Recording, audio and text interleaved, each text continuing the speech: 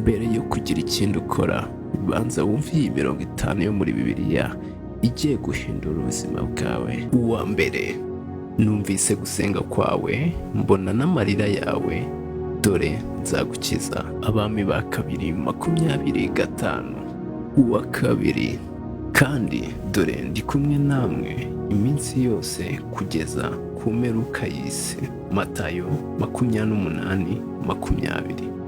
Uwa gatatu, mbonye yuko imirimo y'iki gihe idakwiriye kugiranwa n'ubwiza tuzahishurirwa. Abaroma 8:18.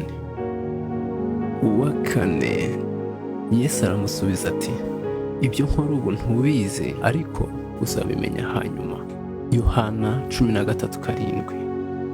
Uwa gatanu, erega sibyo nibwira nzabagirira, ni amahoro si ibibi, kugira ngo mbareme umutima w'ibyo muzabona hanyuma.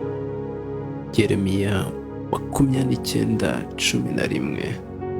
Niba imirongo igufashije, andika ijambo amena muri komenti.